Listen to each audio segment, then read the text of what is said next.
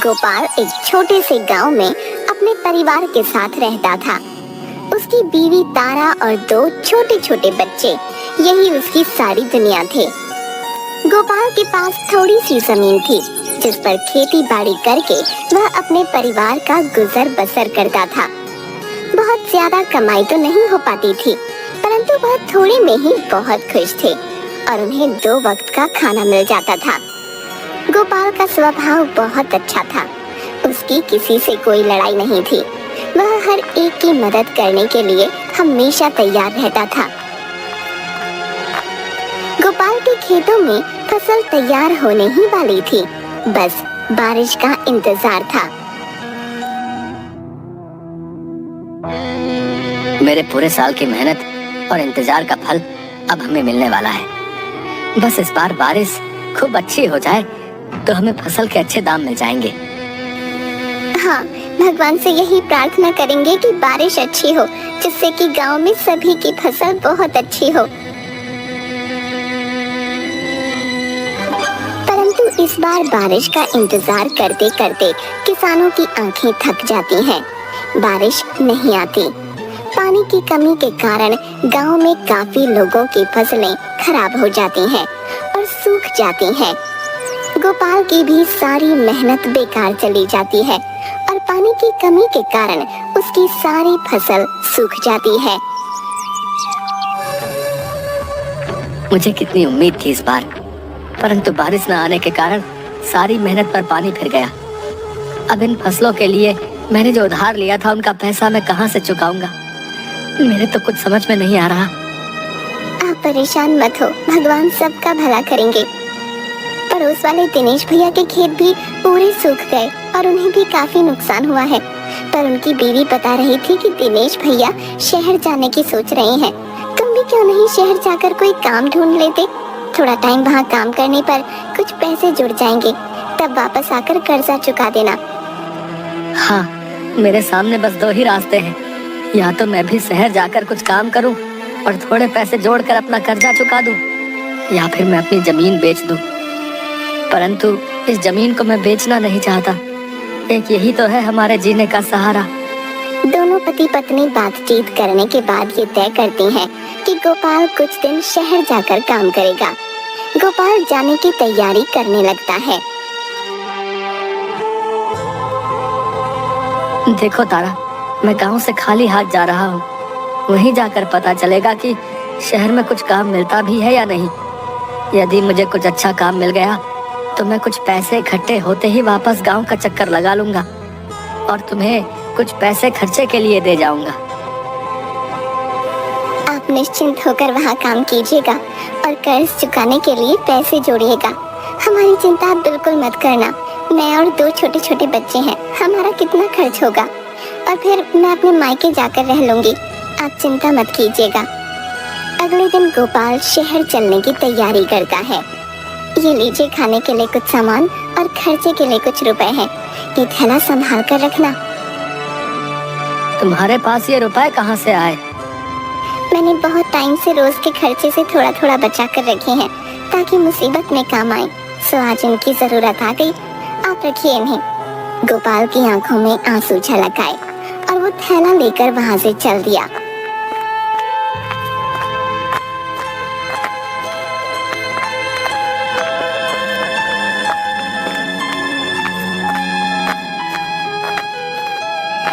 वहाँ पहुंचकर सारा दिन धक्के खाने के बाद भी उसे कोई काम नहीं मिलता।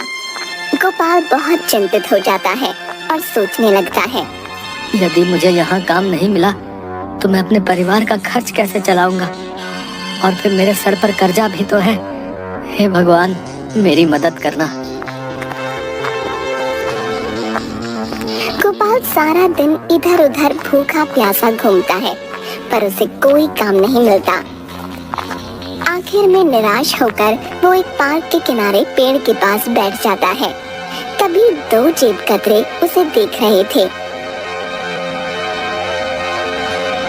अरे बिल्लू, इधर देख, वो पार्क के पास नया मुर्गा। देख देख, उसके हाथ में एक थैला भी है। क्या बात है उस्ताद, आती तूलती नदल आत नीलमा थुपल दोनों संभालते हैं। अबे तोतले, चुप कर और जो मैं बोल रहा हूँ ध्यान से सुन। तोली उस्ताद तोली। देख, 3 दिन से कोई मुर्गा हाथ नहीं लगा है, तो आज इसे ऐसे नहीं जाने देना है, समझ गया? मैं जाऊंगा और इसको बातों में लगाऊंगा।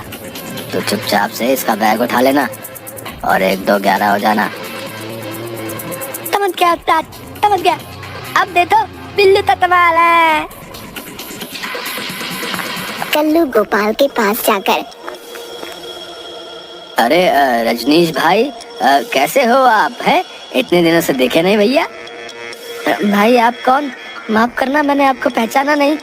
मेरा नाम रजनीश नहीं गोपाल है। अरे यही तो मैं सोचूं, मैं नाम भूल रहा हूँ आपका। इतने दिनों बाद मिले हो, कहाँ पहचानोगे? कैसे हो आप? सूरज कुंड से आए हो ना? अरे भाई मैं शहर में अनजान हूँ, अगर आप मुझे जानते हैं तो कोई काम दिलवा दीजिए। उतनी देर में बिल्लू चुपचाप से गोपाल का थैला चुरा लेता है और वहाँ से भाग जाता है। अच्छा, ठीक है, लगता है गलती हो गई पहचानने में मुझसे। और वहाँ से चला जाता है। अजीब लोग हैं शहर के, हैं? पहले खुद ही जान पहचान की, बाद में ऐसे ही निकल लिए। हे भगवान, मेरा थैला कहाँ गया? कहाँ है मेरा थैला? किसी ने मेरा थैला चुरा लिया। मेरा थैला। वह मन ही मन भगवान से प्रार्थना करने लगता है कि वह उसकी मदद करे। तभी गोपाल को एक व्यक्ति के चिल्लाने की आवाज आती है। वह व्यक्ति मदद के लिए चिल्ला रहा था। गोपाल आसपास नजर घुमाता है तो उसे एक अधेड़ उम्र का व्यक्ति दर्द से कराहता हुआ सड़क के किनारे गिरा दिखता है। वहाँ आसपास मदद के लिए कोई भी नहीं था। जो 2-4 लोग वहाँ से निकल भी रहे थे, उनमें से किसी ने उस व्यक्ति की मदद करने के लिए कोई हमदर्दी नहीं दिखाई। गोपाल उस व्यक्ति के पास जाता है और पूछता है, अरे आपको क्या हो गया? आप ऐसे क्यों गिर गए हैं?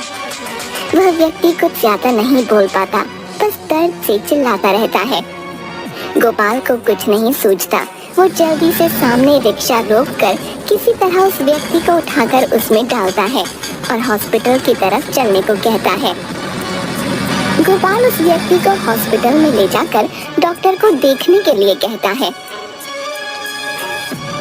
इन्हें हार्ट अटैक आया है, हमें तुरंत इनका इलाज शुरू करना पड़ेगा। आप इनके रिश्तेदार हैं? जी नहीं, मैं तो इन्हें जानता भी नहीं। मैं सड़क किनारे बैठा था, तभी वहाँ मैंने इन्हें गिरा हुआ पाया, इसीलिए मैं तुरंत इन्हें हॉस्पिटल ले आया। आपको तुरंत कुछ पैसे जमा करवाने होंगे। क्या आपके पास पैसे हैं? गोपाल सोच में पड़ जाता है और डॉक्टर से कहता है, डॉक्टर साहब, मेरा थैला किसी ने चुरा लिया जिसमें कुछ पैसे थे, लेकिन अब तो मेरे पास कोई पैसा नहीं है। मैं तो खुद भूखा प्यासा काम की तलाश में घूम रहा था, तभी मैंने इन्हें गिरा हुआ पाया। इमरजेंसी में उस व्यक्ति का इलाज शुरू कर देते हैं। गोपाल जिस समय उस व्यक्ति को हॉस्पिटल ला रहा था, तभी उसकी जेब से एक बटुआ गिर गया था, जिसे संभालकर गोपाल ने अपने पास रख लिया था। गोपाल बटुआ डॉक्टर को देता है और कहता है, डॉक्टर साहब, ये इन्हीं का बटुआ है, आप इसे खोल कर देख लीजिए, इसमें शायद कुछ पैसे हैं, मैंने इसे नहीं खोला। डॉक्टर जैसे ही उस बटुए को खोलता है, उसमें काफी पैसे थे। उसे एक आईडी कार्ड और क्रेडिट कार्ड भी मिलता है। आईडी कार्ड देखते ही डॉक्टर कहता है, अरे ये तो शहर के मशहूर उद्योगपति राम कपूर हैं। तुमने ये बहुत अच्छा किया, इस बटुए को संभाल कर रख लिया। इससे हमें ये पता चल गया कि ये कौन है। हमने इनका इलाज शुरू कर दिया है। 3 से 4 दिन हॉस्पिटल में रहना पड़ेगा। तुम चाहो तो कल आकर इनसे मिल सकते हो। जी डॉक्टर साहब, आपका बहुत बहुत शुक्रिया, मैं कल आकर इनसे मिल लूंगा। गोपाल वहाँ से निकलकर एक पार्क में जाकर सो जाता है। उसके पास खाने पीने के कोई पैसे नहीं थे, न ही रहने का कोई ठिकाना। अगले दिन सुबह उठकर गोपाल हॉस्पिटल में उस व्यक्ति से मिलने जाता है। गोपाल डॉक्टर से मिलता है और उनसे उनका हालचाल पूछता है। डॉक्टर साहब, अब उनकी तबीयत कैसी है? क्या वो ठीक हो गए हैं? क्या मैं उनसे मिल सकता हूँ? हाँ हाँ, अब वो बिल्कुल ठीक है। आओ, मैं तुम्हें उनसे मिलवा देता हूँ। डॉक्टर गोपाल को लेकर मिस्टर राम कपूर के रूम में जाता है। मिस्टर कपूर, ये वही व्यक्ति हैं जिन्होंने कल आपकी जान बचाई।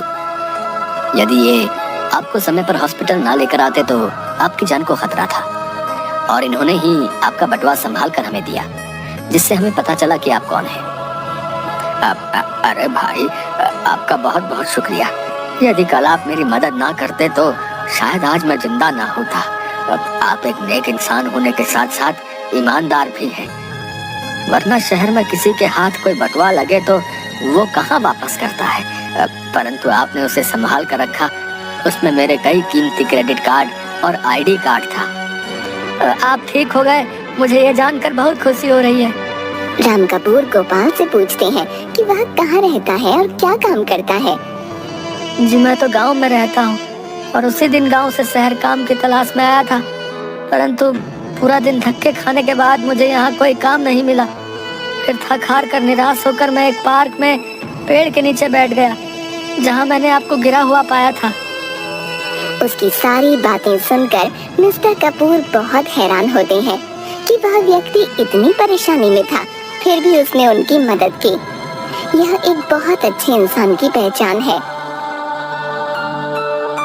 अब देखो गोपाल, कल मेरी छुट्टी हो जाएगी। तुम इसी समय यहाँ आ जाना। मेरे हॉस्पिटल से छुट्टी होगी तो तुम मेरे साथ ही मेरे घर चलना। मैं तुम्हें काम दूंगा। जी, आपका बहुत बहुत शुक्रिया।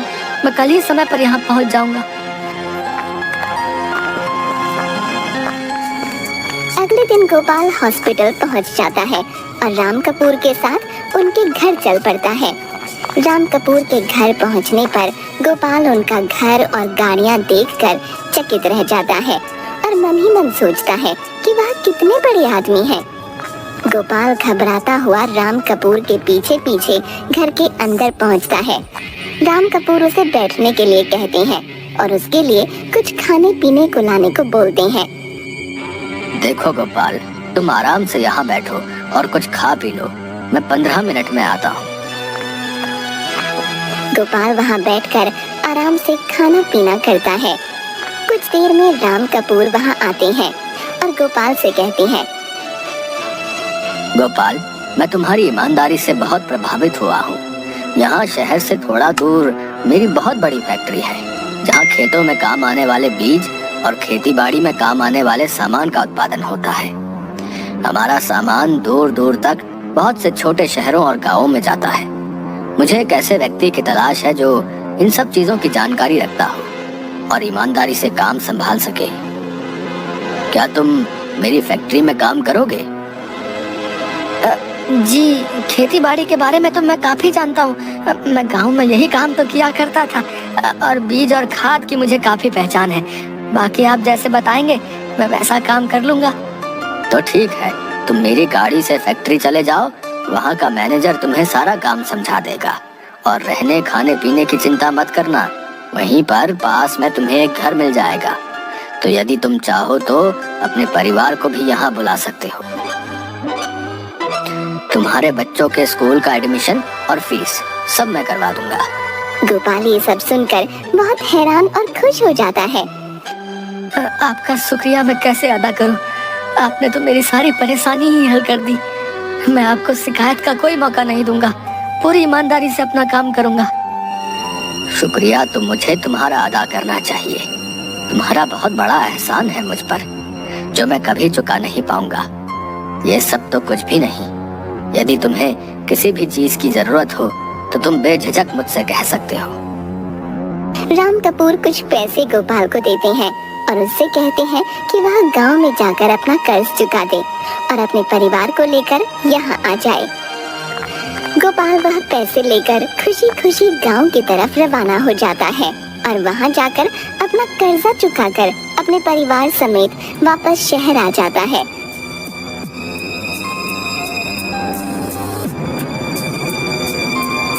और राम कपूर की फैक्ट्री में काम करना शुरू कर देता है। गोपाल ने बिना किसी स्वार्थ या लालच के राम कपूर की मदद की, इसलिए भगवान ने भी उसकी सुनी और उसकी मदद की अब गोपाल की सारी समस्याएं खत्म हो चुकी थीं और वह खुशी खुशी शहर में रहने लगा था।